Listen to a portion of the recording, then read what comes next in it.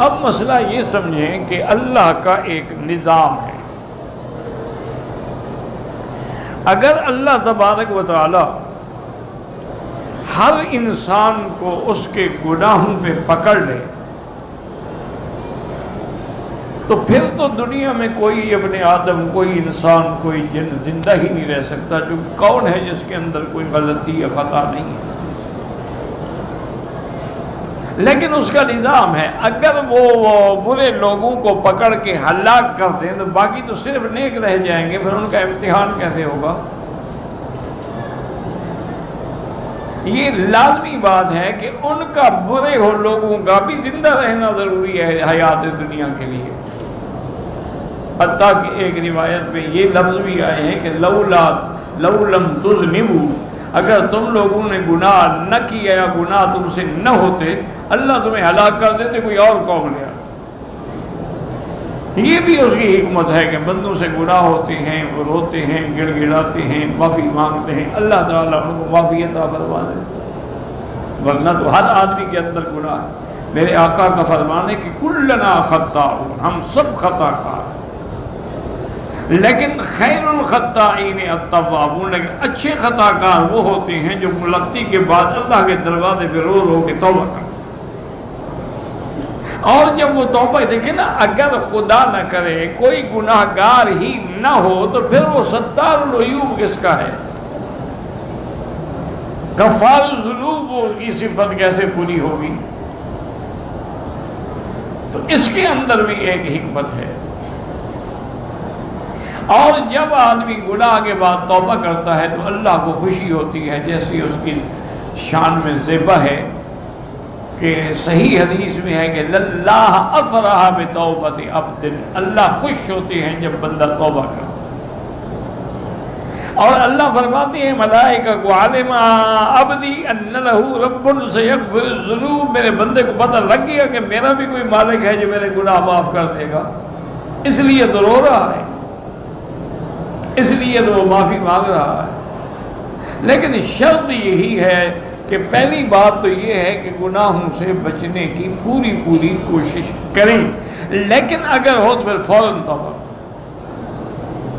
اس لیے ایک حدیث مبارک میں آتا ہے کہ اللہ نے جو دو فرشتے مقرر کیے ہیں نا، جن کو کرامن کاتبین کہتے ہیں، ایک دائیں کندھے پر ایک بائیں کندھے. دائیں والے کی ڈیوٹی یہ ہے کہ ہم جو نیک کام کریں گے وہ لکھے گا،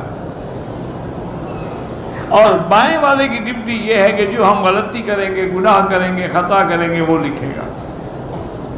تو جب ہم سے کوئی گناہ سرزد ہوتا ہے تو دائیں والا اس پہ حاکم ہو کہتا ہے ابھی نہ لکھنا، ابھی ذرا صبر کرو، ہو سکتا ہے توبہ کر لیں. اگر پھر بھی توبہ نہ کرے تو پھر وہ گناہ لکھ دیا جاتا ہے. اور پھر اللہ کی یہ رحمت دیکھیں کہ ہم نیکی کریں تو 10 لکھے جائیں، گناہ 1. حضرت ابن عباس فرماتے تھے کہ وہ شخص پر کتنا بدقسمت ہے کہ جس کے احاد جو ہیں وہ عشرات سے بڑھ جائیں قیامت میں، کہ اس کے ایک جو ہیں وہ 10 سے بھی بڑھ جائیں، تو پھر اس کی ہلاکت تو یقینی ہے. اور توبہ کا معنی اچھی طرح دماغ میں بٹھا لیں کہ توبہ کا معنی یہ نہیں ہوتا کہ یا اللہ میری توبہ، یا اللہ میری توبہ، اور میری 1,00,000 بار توبہ، اور میری 10,000 بار. تو یہ تو باتیں ہیں، یہ توبہ نہیں ہے.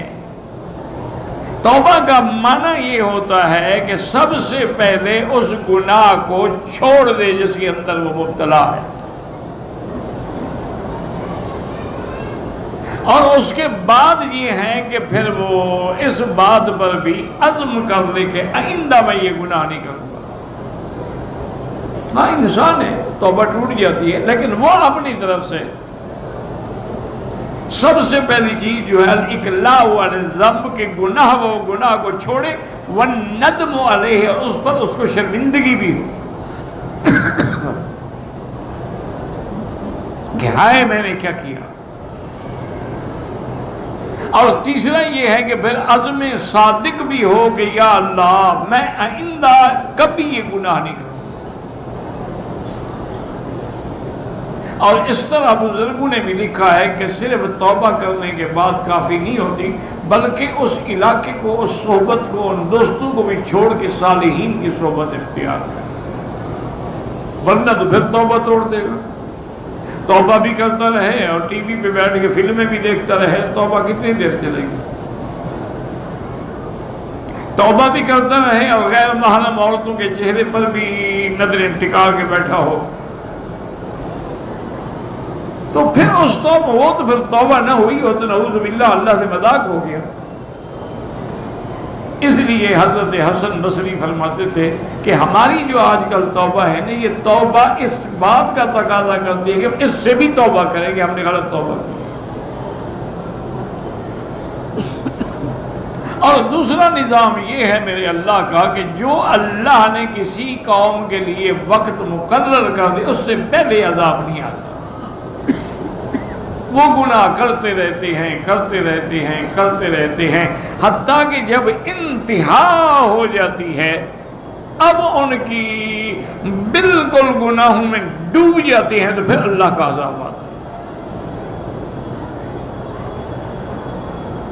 اسی لیے آپ تاریخ آدم اٹھا کے دیکھیں کہ حضرت آدم علیہ السلام سے لے کر این دم اس وقت تک اللہ نے کبھی کافر کو کافر ہونے کی وجہ سے ہلاک نہیں کیا۔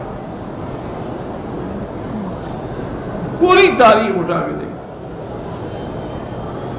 اللہ نے کافروں کو بھی اس وقت عذاب دیا ہے جب کفر کے ساتھ انہوں نے جرم کیا، ورنہ کافر بھی اللہ کے بندے ہیں، اللہ کی مخلوق ہے۔ اس لیے اللہ والوں نے بڑی اچھی بات کی ہے، وہ کہتے ہیں کہ تم گناہوں سے نفرت کرو لیکن گناہ گار سے تو نفرت نہ کرو، کافروں سے تو نفرت نہ کرو، وہ بھی تو تمہاری طرح انسان ہیں، تب ان تمہارے دل میں ان کے لیے ہمدردی ہونی چاہیے کہ یا اللہ ان کو تو آپ نے انسان بنایا، کتنی خوبصورت شکل صورت دی ہے، پھر ان کو جہنم میں ڈالیں گے۔ اسی لیے میں اس وقت تقریباً یورپ میں تھا، تو ایک جگہ ہے وہاں لیورپول ایک جگہ ہے، بڑا خوبصورت علاقہ ہے، تو ہم دوست جا رہے تھے، تو میری گاڑی جو چلاتے ہیں نا وہ حاجی موسیٰ پٹیل، اللہ ان کو خوش رکھے، بڑا ہی اللہ والا اور نیک آدمی ہے، وہ صرف میرے لیے بیچارہ پھر چھٹیاں کر لیتا ہے اپنی نوکری سے، اور ہمیں اس کے ساتھ فائدہ یہ ہے کہ وہ اللہ والا بندہ ہے اور لندن کا گویا کہ گرداور لگا ہوا ہے، ایک ایک انچ کو جانتا ہے، چونکہ پہلے وہ ٹرک چلاتا تھا، کمپنی کے مال سپلائی کرتا تھا، تو پھر وہ ہمیں کہتا ہے جی ہم انشاءاللہ یہ نماز فلاں مسجد میں پڑھیں گے، اس کو اندازہ ہوتا ہے کہ 50 میل کے بعد مسجد ہے، اتنا ٹائم ہمارے پاس ہے، ہم پہنچ جائیں گے۔ تو اس نے مجھے بتلایا ایک جگہ کہ حضرت یہ وہ جگہ ہے، یہاں یہ جو آپ کو نظر آ رہا ہے نا ایک بہت بڑا گرجا، میں نے کہا ہاں عیسائیوں کے ہوتے ہیں وہ گرجے کہلاتے ہیں، تو کبھی کبھی میں تقریر میں بڑے آرام سے کہتا تھا گر جا، ان کو سمجھ تو نہیں آتی تھی لیکن بہت بعد میں پھر ان کو سمجھ آئی کہ مولوی صاحب کیا کہہ رہے ہیں، یعنی گر جا بس۔ تو اس نے کہا جی کہ یہاں پر تبلیغی جماعت کے کچھ 4 بندے آئے، وہاں اتنی سردی ہے نعوذ باللہ کہ نقطہ ان جماعت سے بھی نیچے، 0 سے بھی نیچے۔ اب وہ مسجد ڈھونڈ رہے، مسجد کہاں ملے بھائی ان علاقوں میں، انہوں نے دیکھا کہ یہ بھی کوئی گرجا ہے، انہوں نے کہا کچھ وہ ہے تو ان کا عبادت خانہ نا، وہ گئے دروازہ کھٹکھٹایا، اندر سے پادری صاحب ان کے جو تھے وہ نکل آئے، انہوں نے کہا کیا بات، دیکھا داڑھی والے ہیں، بیگ کندھوں پہ رکھے ہوئے ہیں، کیا بات ہے؟ انہوں نے کہا جی ہم مہمان ہیں، مسافر ہیں، اور یہاں کوئی ہمیں مسجد نہیں ملی ٹھہرنے کے لیے، اگر آپ مہربانی کر کے ہمیں اپنے اس گرجے میں ٹھہرنے کی اجازت دے دیں، چلو ورنہ باہر تو ہم مر جائیں گے سردی میں۔ وہ سمجھ گیا کہ یہ کون ہے، چونکہ وہ ان کا مولوی تھا نا، پادری تھا نا ان کا۔ انہوں نے کہا کہ حضرات میں اجازت دے دیتا ہوں لیکن ایک شرط ہے، نہ تو یہاں میرے اس مقصد میں کوئی تم تبلیغ کرو گے، نہ تقریر کرو گے، اور نہ گشت پہ جاؤ گے، نہ کسی کو تبلیغ کر کے یہاں لے آؤ گے، بس تم اپنی رات گزارو اور پھر آرام سے صبح کو ناشتہ کرنے کے بعد یہاں سے تشریف لے جائیں۔ اور یہ سارا کچن ہے، اس میں ہر چیز موجود ہے، ہر چیز جو مرضی ہے پکاؤ کھاؤ، اس کی بھی تمہیں اجازت ہے۔ انہوں نے کہا جی ہمیں ٹھیک ہے، شرط منظور ہے، ہم نے تو رات گزارنی ہے، کہاں ہم گشت پہ جائیں گے اور کہاں کسی کو یہاں لے آئیں گے۔ بہرحال انہوں نے کھانا وانا بنایا، کھایا، نمازیں پڑھی، پھر رات کو تہجد کے لیے اٹھے تو ان کا جو امیر تھا نا جی، تو اس نے اپنے ساتھیوں سے کہا کہ میرے بھائی دیکھو، اس پادری نے، چاہے یہ کوئی بھی ہے، یہ عیسائی ہے یا کافر ہے، اس کے دل میں اللہ نے رحم ڈالا، اس نے ہمارے لیے اپنے مرکز کا دروازہ کھول دیا، ہم مہمان خانہ کھول دیا، ہمارے سونے کے لیے بستر، بیڈ، کھانے مہیا کیے ہیں، اب تم دعا کرو، اللہ سے رو رو کے گڑ گڑا کے کیا اللہ اس کے لیے بھی جنت کا دروازہ کھول دے۔ اب وہ رو رہے ہیں اور دعائیں کر رہے ہیں، دعائیں کر رہے ہیں، وہ پادری جو تھا نا وہ چھپ کے سن رہا ہے، یا اس نے کوئی سسٹم ایسا رکھا ہوا تھا کہ وہ سن لیتا تھا۔ صبح کی نماز پڑھی، ناشتہ کیا، وہ آ گیا، اس نے کہا حضرات میں نے رات سنا ہے کہ آپ میرے لیے دعائیں کر رہے تھے۔ میں نے کہا جی آپ کے لیے ہم اور کیا کر سکتے ہیں، دعائیں کر سکتے ہیں۔ اور اس نے کہا اچھا بات سنو، مجھے کلمہ پڑھا دو، آپ کو ہم سے اتنی ہمدردی ہو گا، کیوں ہمدردی نہ ہو بھائی، تم انسان ہو، مولوی ہو، ان کے عالم ہو، احبار ہو، اور اللہ تو ہمیں قرآن میں کہتا ہے کہ یا اہل الکتاب تعالوا الی کلمۃ سواء بیننا وبینکم، آؤ ہماری طرف، ہم اسی بات میں اتفاق کر رہے ہیں، اللہ کی توحید پر، انبیاء کی نبوت اور رسالت پر۔ تو اس نے کہا دیکھو میری ایک شرط ہے کہ میرے اسلام کے بارے میں کسی کو بتلانا نہیں۔ نے کہا اتنی جلدی تمہیں اثر کیسے ہوا؟ اس نے کہا میں سو رہا تھا، میں نے خواب میں حضور پاک کی گیا،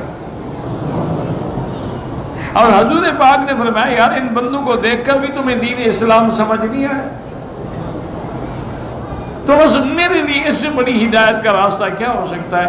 آپ میری بات کسی کو نہ بتلائیں، لیکن میں انشاءاللہ صرف خود مسلمان نہیں، اسلام کے لیے کام کروں گا۔ انہوں نے کہا جی اس بندے نے اتنی محنت کی کہ اپنے پورے حلقے کو کلمہ پڑھا دیا، اور آج ان کے اسی مرکز سے لاکھوں پاؤنڈ جو ہے ہمارے مدرسوں کو اور دینی اداروں کو چندہ جاتا ہے۔ اب اس نے اعلان کر دیا ہے کھل کے، جب اس کے سارے نوازی ٹھیک ہو گئے پھر اس کو کسی کا کیا ڈر تھا؟ تو اس لیے جب آپ ہمدردی کریں گے تو اس وقت اثر ہوگا۔ ابھی مجھے 2 دن پہلے مولانا کلیم اللہ صاحب صدیقی جو ہیں فرما رہے تھے کہ ہم شاید دیوبند کے علاقے میں یا کسی جگہ پھلک میں بیٹھے تھے کہ وہاں ایک بھنگی جو ہے نا وہ نالیاں صاف کر رہا تھا۔ جب ہمارا ناشتہ آیا میں نے کہا بھی اس بھنگی کو بلاؤ، اس کو بلایا، وہ بیچارہ ہاتھ باندھ کے کھڑا ہو گیا، وہ درد تھا، اور بھنگی نے کہا ہاتھ دھو بھائی، اور نے کہا حضرت میں تو ہندو ہوں، اور انہوں نے کہا بھائی بندے ہو کہ نہیں ہو؟ انہوں نے کہا بندہ تو ہوں۔ انہوں نے کہا ہاتھ دھو، انہوں نے کہا اس نے ہاتھ دھوئے، میں نے اپنے ساتھ بٹھا کے اس کو ناشتہ کرایا اور ایک ایک لقمہ توڑ کے ان کو دیتا تھا منہ میں۔ جب ہم نے ناشتہ واشتہ کر لیا اس نے کہا حضرت آپ مہربانی کریں آپ کتنی دیر یہاں رہیں گے؟ میں نے کہا 1 گھنٹہ باقی ہے۔ میں نے کہا بس 1 گھنٹے میں آ جاتا ہوں۔ وہ گیا، اس نے غسل کیا، اپنی بیوی کو بھی اور بچوں کو بھی، لڑکیوں سب کو لے کے، انہوں نے کہا جی سب کو کلمہ پڑھا۔ آج ہمیں سمجھ آیا ہے کہ اسلام میں اتنی ہمدردی ہے۔ انہوں نے کہا خدا کے بندے اسلام کا مذہب ہی ایسا ہے کہ بلال بھی میرے مدنی کے ساتھ بیٹھ کے کھانا کھاتا ہے، وہاں تو غلام کا بھی کوئی مطلب نہیں ہے، اور بلال کو حضرت ابو بکر کہتے ہیں سیدنا بلال رضی اللہ تعالی عنہم وارضاہم۔ افسوس یہ ہے کہ ہم نے صحیح معنوں میں سچی بات یہ ہے کہ لوگوں کو دین کی دعوت ہی نہیں۔ دعوت زبان سے نہیں، آپ عمل سے دعوت دیں لوگوں کو پتہ لگے. یہی وجہ ہے نا کہ دیکھو کہ یہاں سے صحابہ نکلے ہیں مدینہ منورہ سے پوری دنیا میں جہاں جہاں صحابہ گئے اسلام پہنچ گیا.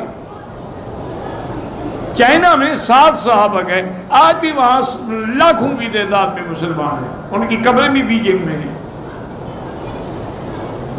وجہ کیا تھی کہ ان کا لباس، ان کا طرز، ان کا اٹھنا، ان کا بیٹھنا سنت نبی کے مطابق لوگ دیکھ کے بھی مسلمان ہو جاتے تھے. اور آج ہم جب یورپ اور امریکہ میں جاتے ہیں تو ہمارے ہر بڑا آدمی جو ہے وہ ایسے سوٹ پہنے گا اور ٹائی لگائے گا، وہ انگریزوں سے بھی بڑا انگریز نظر آتا ہے. تو کسی کو کیا پتا کہ یہ مسلمان ہے؟ انہی کی طرح سوٹ پہنتا ہے، انہی کی طرح سگار پیتا ہے، انہی کی طرح شراب پیتا ہے، انہی کی طرح ہوٹلوں میں جا کے ڈانس کرتا ہے. تو کون سمجھے کہ یہ مسلمان ہے اور کیسے اسلام کا اثر ہو؟ اس لیے اللہ کا نظام ہے، اللہ اس وقت تک قوموں کو ہلاک نہیں کرتے. اب دیکھیں قوم عاد جب انتہا پہ پہنچ گئی اللہ کا عذاب آ گیا. قوم سمود جب انتہا پہ پہنچ گئی تو اللہ کا عذاب آ گیا. قوم لوط جب گناہوں میں انتہا پہ پہنچ گئی تو اللہ کا عذاب آ گیا. اللہ ایسے عذاب نہیں دیتے کہ کافر اہل حدیث کو مار ڈالو، نہیں. اور نہ دین میں کوئی جبر ہے کہ اس کی تلوار کندھے پہ رکھو اور کہو پڑھو کلمہ.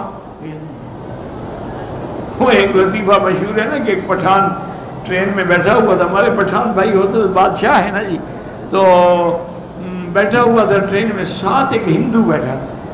پتہ نہیں پٹھان کو کیا خیال آ گیا، اس نے کہا کچھ کلمہ پڑھو. اس نے کہا خان صاحب میں ہندو ہوں، مجھے کیا پتا کلمہ کیا ہوتا ہے. اور نے کہا کہ دیکھو کلمہ پڑھو ورنہ اٹھا کے تم کو گاڑی سے نیچے پھینکے گا. وہ ڈر گیا بیچارہ. اس نے کہا اچھا خان صاحب ہمیں کلمہ پڑھاؤ. کہا کلمہ تو مجھے بھی نہیں آتا. ہمارا حال تو وہ ہو گیا. کسی کو جو کہو نماز پڑھو، جب تمہیں نہیں آتی نماز تو کسی کو پڑھاؤ گے کیا؟ بیوی کو کہو نماز پڑھو، تمہیں پہلے خود آتی ہے؟ تمہیں خود دعا قنوت آتی ہے کہ بیوی سے دعائیں قنوت سنو؟ تمہیں نہیں آتی. پردہ رکھا ہوا ہے، تم اس کو نہیں کہتے، وہ تم کو نہیں کہتی. نماز دونوں نہیں پڑھتے، گھر برباد ہو گئے ہیں. جس گھر میں اللہ کا ذکر نہ ہو وہ شیطان کا گھر ہوتا ہے. جس گھر میں اللہ کا قرآن نہ ہو، نماز نہ ہو، وہ گھر مردہ ہوتے ہیں. اس لیے اللہ نے فرمایا کہ میرا ایک نظام ہے، میں اس وقت تک عذاب نہیں کرتا. فَإِذَا جَاءَ أَجَلُهُمْ لَا يَسْتَأْخِرُونَ سَاعَةً وَلَا يَسْتَقْدِمُونَ وَيَجْعَلُونَ لِلَّهِ مَا يَكْرَهُونَ. اللہ نے فرمایا دیکھو یہ ظالم اپنے لیے تو لڑکیوں کو برا سمجھتے ہیں لیکن میرے لیے لڑکیاں بناتے ہیں. اس کے باوجود بھی میں ان کو روزی دیتا ہوں، اس کے باوجود بھی میں ان کو رزق دیتا ہوں. میں ان کو عذاب نہیں دیکھتا تھا کہ یہ مجھے اللہ فرماتی ہے یا ابن آدم، اے آدم کے بیٹے تم نے مجھے گالیاں دی لیکن میں نے تجھے رزق دیا. وہ گالی کیا تھی کہ اللہ کی بیوی ہے، اللہ کے بچے ہیں، اللہ کی اولاد ہے، اللہ کی بیٹیاں. اس سے بڑی گالی کیا ہو سکتی ہے جس کی صفت یہ ہے کہ لم یلد ولم یولد وَلَمْ يَكُنْ لَهُ كُفُوًا أَحَدٌ. اللہ نے فرمایا پھر ان کی زبانیں کفر کے باوجود بھی یہ کہتے ہیں کہ ہمیں آگے جنت کے اندر بھی نعمتیں ملیں گی. فرمایا جھوٹ بول رہے ہیں، بلکہ یقیناً ان کو جلد سے جلد، اصل میں ان کے اعمال ان کو جلد سے جلد جہنم میں لے جانے والے ہیں. آگے اللہ فرماتے ہیں تاللہ، مجھے اپنی قسم ہے. اللہ اپنی قسم بھی کھاتے ہیں. لقد ارسلنا الی امم من قبلک، میرے محبوب ہم نے آپ سے پہلے جو امتیں گزری ہیں ان کے پاس بھی رسول بھیجے لیکن انہوں نے بھی رسولوں کی تکذیب کی. فَزَيَّنَ لَهُمُ الشَّيْطَانُ أَعْمَالَهُمْ، ان کو شیطان نے ان کے اعمال کو مزین کر دیا ان کے نظروں میں کہ یہی تمہارے باپ دادے کا دین ہے، اسی پہ تم قائم رہو. گناہوں میں ڈال دیا، نشے میں ڈال دیا، شرابوں میں ڈال دیا. فَهُوَ وَلِيُّهُمُ الْيَوْمَ، اور آج بھی شیطان ہی ان کا ساتھی ہے، ان کا دوست ہے. اور فرمایا وَلَهُمْ عَذَابٌ عَلِيمٌ، ان سب کے لیے بھی، شیطانوں کے لیے بھی اور ان بدبخت کافروں کے لیے بھی عذاب دردناک ہے۔ وَمَا أَنزَلْنَا عَلَيْكَ الْكِتَابَ، میرے محبوب آپ پر جو ہم نے قرآن اتارا ہے، کیوں؟ إِلَّا لِتُبَيِّنَ لَهُمُ الَّذِي اخْتَلَفُوا فِيهِ، تاکہ آپ ان کو سمجھائیں، کھول کھول کے بتائیں کہ توحید کیا ہے، نبوت کیا ہے، رسالت کیا ہے، قیامت کیا ہے، اللہ کی صفات کیا ہے۔ جس چیز میں وہ جھگڑے کر رہے ہیں ان کو کھول کے سمجھائیں۔ اور قرآن کیا ہے؟ وَهُدًى، دلوں کے لیے ہدایت ہے، وَرَحْمَةً، اور جو آدمی قرآن کو پکڑ لے عمل کرے اس کے لیے رحمت بھی ہے۔ هُدًى وَرَحْمَةً، لیکن کس کے لیے؟ لِقَوْمٍ يُؤْمِنُونَ، اس قوم کے لیے جو ایمان لاتی ہے، ان کے دلوں کو قرآن زندہ کر دیتا ہے، کیونکہ قرآن حیات القلوب ہے۔ فرمایا اب اللہ اپنی قدرت کی مثال دیتے ہیں، وَاللَّهُ أَنزَلَ مِنَ السَّمَاءِ مَاءً، وہ ذات ہے جس نے آسمانوں سے پانی اتارا، فَأَحْيَا بِهِ الْأَرْضَ بَعْدَ مَوْتِهَا، زمین جب مر چکی تھی، بنجر ہو گئی تھی، زمین کے اندر کوئی پانی کا قطرہ نہیں تھا، اللہ نے پانی برسا کے اس مردہ زمین کو زندہ کر دیا۔ اسی طرح اللہ نے قرآن اتار کے مردہ دلوں کو زندہ کر دیا۔ جیسے بارش جو ہے وہ زمینوں کی زندگی ہے اور قرآن ہمارے دلوں کی زندگی ہے۔ ان فی ذلک لآیات لقوم یسمعون، اس کے اندر آیات ہیں، دلائل ہیں، نشانیاں ہیں، لیکن اس قوم کے لیے جو سمجھتے ہیں قرآن کو، صرف نہیں کہ سنا سمجھا نہیں، سمجھتے ہیں، ان کے لیے ہدایت ہے اور رحمت ہے اور ان کے لیے نشانیاں ہیں۔ واللہ اعلم۔